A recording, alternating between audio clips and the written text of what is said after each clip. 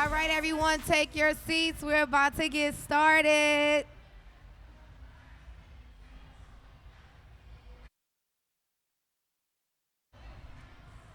All right, guys, welcome back to Suede. Welcome, welcome, welcome. So happy to have y'all here today. Thank y'all so much for coming and kicking it with us. We've talked about fragrances, we've talked about art collecting and mental health.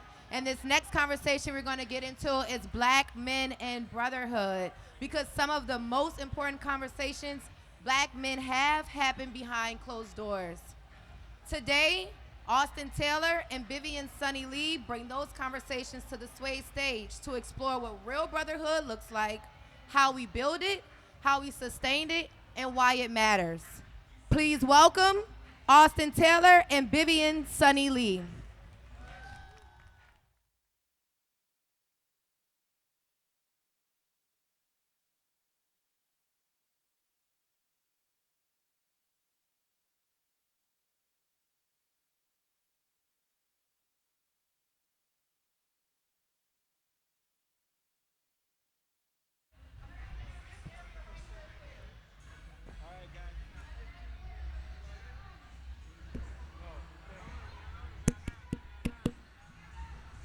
Hey, y'all hear me? All right, I'm hot. So we got 15 minutes to do this, all right? That is no time, but we're going to get off into it and give it all we got. 15 minutes of content, 5 minutes of Q&A with you. Get your questions together. There you Sonny, go. What you got? how you doing, man? I'm doing great. It's hot outside, but I'm doing all right. I'm good to be in here. You And I'm got- good to be on here with you. Man, 2 Purple Nights, class of 98, 99. Absolutely. Brotherhood started for us in St. Aug in the hallways, right? Absolutely. It started, even before that, my uncles went to St. Aug as well. So, having that in the family was also great. So me knowing you growing up, you necessarily didn't have to go do the work you did. What made you say you want to do the work of cultivating young men, demonstrating them what brotherhood is, and doing it on a scale of where you have almost 400 young men that come to you every single day? Tell us why. So, for some context, I started Son of a Saint, which is a mentorship group for boys in New Orleans. I founded it after I saw that there was a unfortunate situation with a couple of boys who lost their fathers, and they wound up in jail as well. And my father died when I was 3 years old, so I grew up without my pops. But I had a lot of brotherhood when I went to St. Aug, and I wanted to support boys, and so that's why I started it. Started with a couple of boys, very grassroots. I wanted to ensure that boys maximize their full potential. Like, that's what it's all about to me, and I'm assuming for you as well. How does brotherhood show up for you? So people look at the role that I have at St. Aug, and they think I've probably been there for 30 years, and it's only been 7. Right. What made me decide to come back home from New York City after 17 years in New York was because I saw an opportunity to make St. Aug go to the next level, and that is infrastructure, the cultivation of alums, and getting folks to buy into some place that we know has to be sustained in the city of New Orleans. And naturally, because of the work that I have been doing with my team, it has brought St. Aug to that level of where everywhere you go, you find St. Aug in certain places. And that's not an accident. That was cultivation of brotherhood. Yeah. We were talking backstage, and we need to define what brotherhood is. I think, especially for black males, obviously we share a cultural kinship, right? But ultimately, it's also about trust with each other, honesty, and I think that it can be a challenge in our community to share that with other black males, right? To be vulnerable, to find groups that we fit in, that we feel that we can be our authentic selves. So for you, how does that show up for you in maybe work, professional, personal? Well, a large part of what I wanted to share with the audience is many people don't have a St. Aug. And how do they find a network of people that they can count on and deliver that trust that you spoke of. And so I tell people you got to get comfortable with being uncomfortable. And you need to go into spaces that you naturally may have not gravitated to because of not wanting to be vulnerable. And so there's so many networks of support systems that are around you. You just have to get comfortable with seeking those networks of relationships and opening up that door that you never went in before and saying, I want to get to know this, I want to get to know you, and I want to understand how you can be supportive of me and I can be supportive of you. I look at networking like being Santa Claus. What does Santa Claus do? He drops off a gift. So instead of always having your hand out to want to receive, give something to someone, and you never know what comes back to you after you've given. Absolutely. I think for me also, at least how it shows up for me personally, the last 4 years I've been going through my own challenges as well, right? And being able to have someone or a group of people that have gone through the same thing that I went through, helped me out a lot, right? And so having to deal with, and I'm just going to be honest with you all, custody situation, right? Those things are very, very difficult for black men to have to go through, right? Not knowing what is going to happen with their child or care.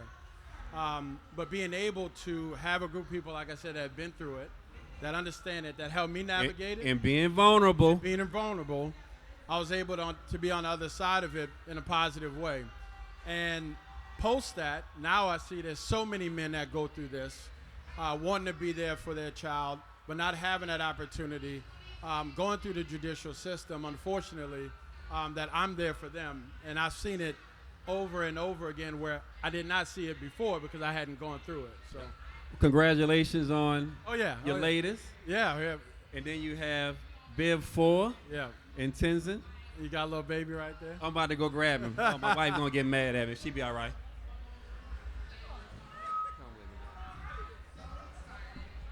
So, Man, he's a star already. Look at that.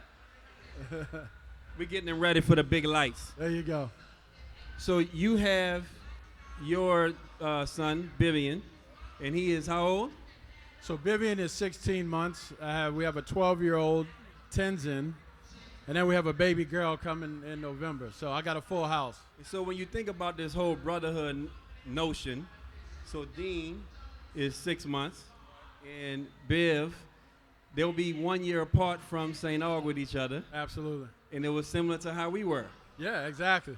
It's, that's part of the whole brotherhood, nurturing, and how this whole thing continues to go. So I want to move to,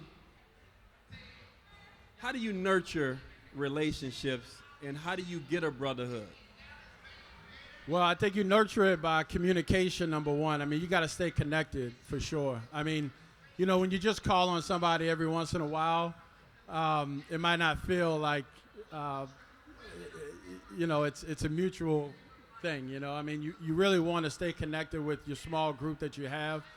For me, I play basketball 5 days a week. I play this morning. That's why I'm sweating right now, probably. But my group, when I go play ball, that's my group. Some people, yours is, I know, working out, right? It is. You see some folks here. So whatever your group is, just kind of stay connected. And that's how I just kind of nurture that. I see Mr. Keith Pittman in the room. It's guys like Keith who will call on me every 2 months and just say, what you doing? Let's go to lunch.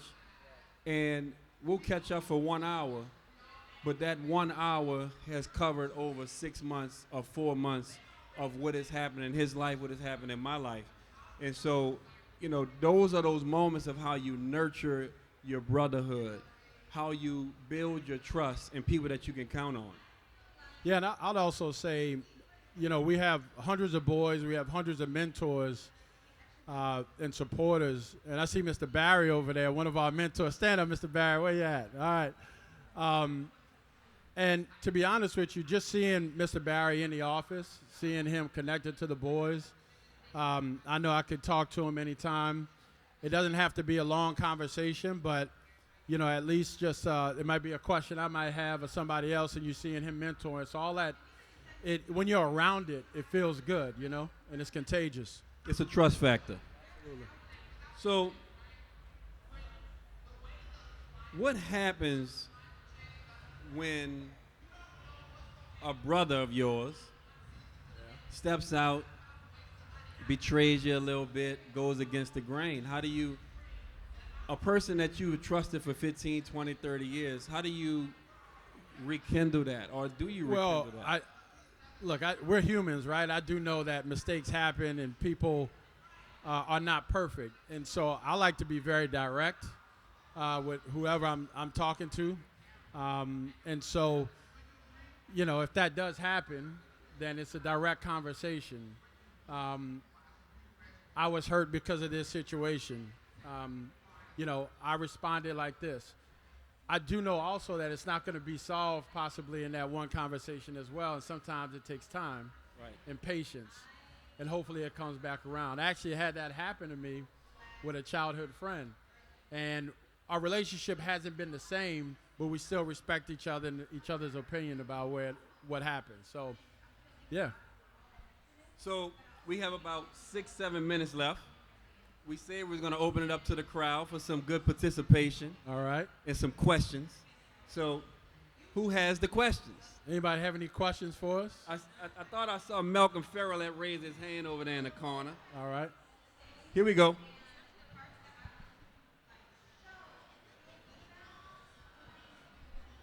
Hey, how y'all doing? How you doing? All right, brother. How do you find time to balance investing time and emotion into the fatherless and remain a present father in your home? Can you repeat that question? How do you find time to balance being a father to the fatherless and a present father at home? Well, that's good. That's a beautiful question.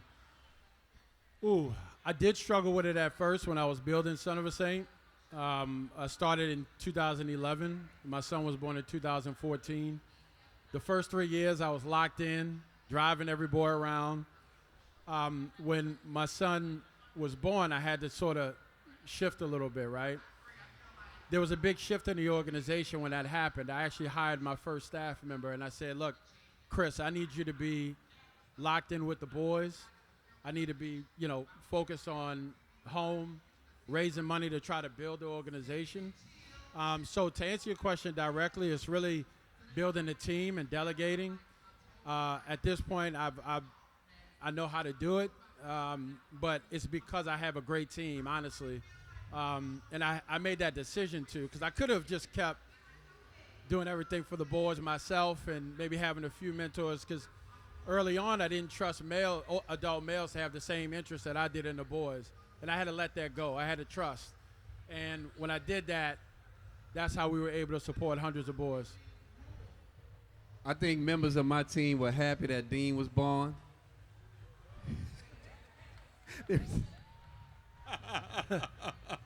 Any other questions? You got one up there.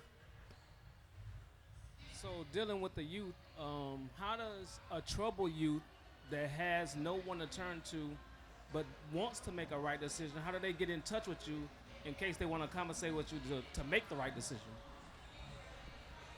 For me directly? Yeah. I think one, they have to kind of know that we're around, and it's hard for us to identify always kids that are in trouble. People do call us, and when they do call us, we try to give them as much resources as possible. For us, boys join at age 10 and they're with us till adulthood, right? So we have a certain program there. We do have something called Son of a Saint and Friends, where we have other organizations that we can tap into, that if a boy does come in, or a family or a guardian, we can refer them to. So that's and our staff does have their ears to the street as well. I know William's here. I don't know where he is, but he's probably the first person that one of those boys will be able to connect with. I'll say for us, we are actually actively working on how do we stay connected to our alumni. Kendall Crawford is in the crowd.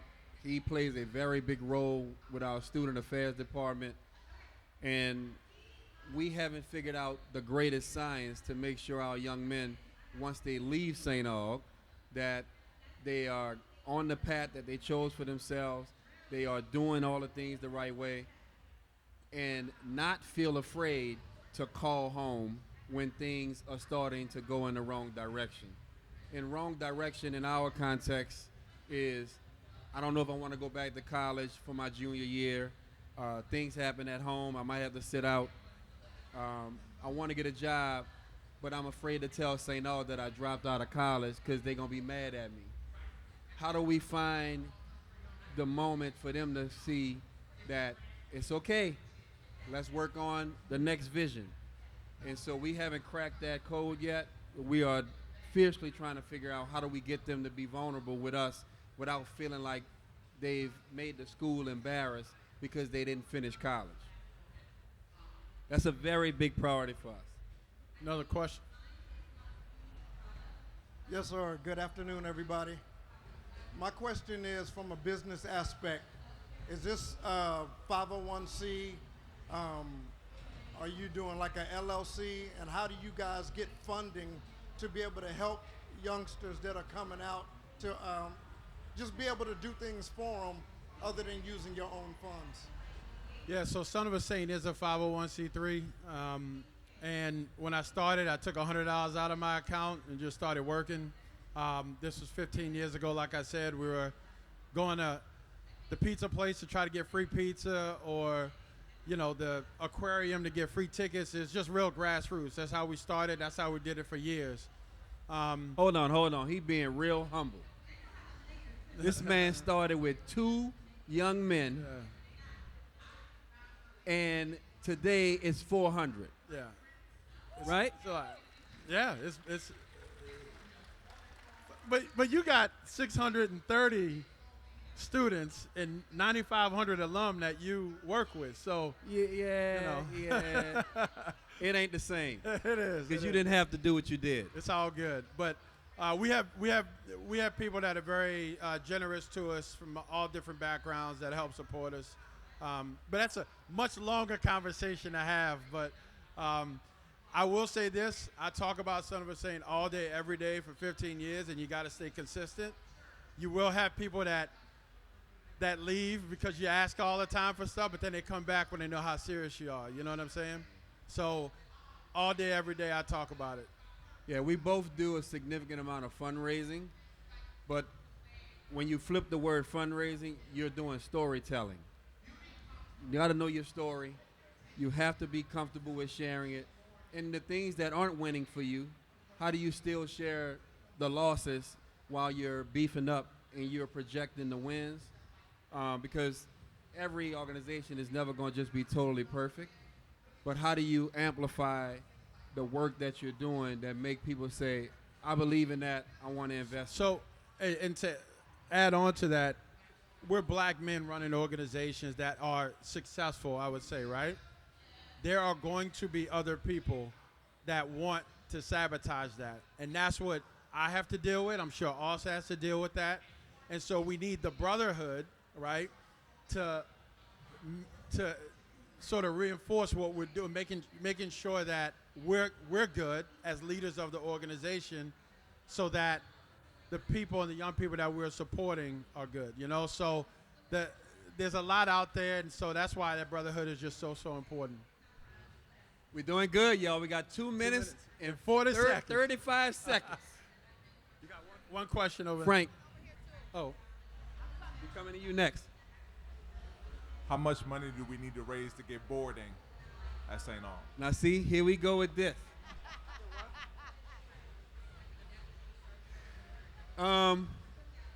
We would probably need north of 40 million. And the reason I say that is we would probably have to buy 16 to 19 properties in the neighborhood. We would then have to go and get a staff that would be trained to come and run a day-to-day 24-hour home. And we would have to then work with the city to figure out how do we geo-fence in to take over streets. It's a whole new system of a setup that I would welcome, but would the city of New Orleans be ready for boarding? Because I would want it to be 80% of the boys that live in the city of New Orleans and 20% that will come from out of town. I hate that I had to tell you that because now you got a solution and the money gonna come. Oh wait, this here and then here. Just a question on networking. Is there a network of the brotherhood that are able to tap into for guidance or mentorship from you guys? So for St. Aug, we have alumni chapters, and the alumni chapters are for the alums. But beyond that, we never shy away from allowing someone who's not a graduate to come to the school and share their experience with our young men. But if you're looking for the network to be supportive of you, then I think that those are groups that are out there that you would have to seek that are in the city. Yeah, probably so. And I would say I'm always going to advertise mentorship and mentoring young people. I would, if you want to become a mentor in Son of a Saint, it's a lot of great men that are here to support them, and it's just a great, awesome group. Last question right here.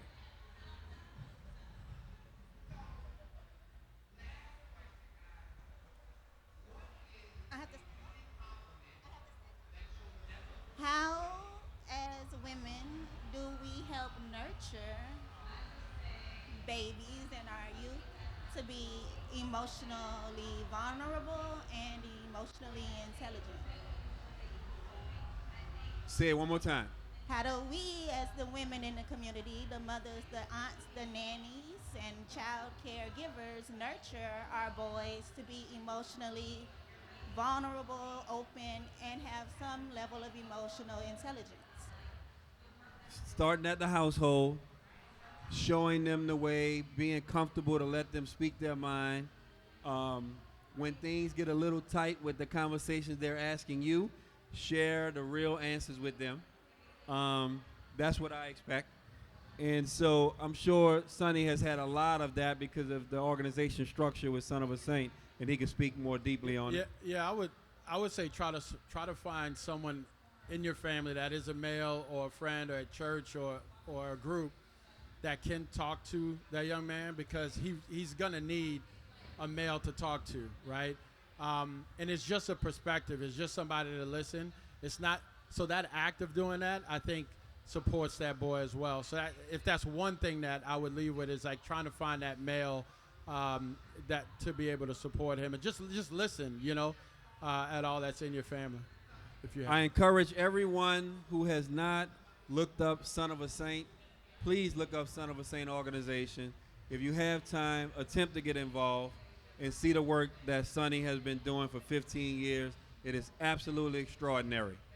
Thank you, Austin. I always say Son of a Saint does not happen without St. Aug. So it was a beautiful 4 years at St. Aug, and it's great to be an alum and here with my brother Austin.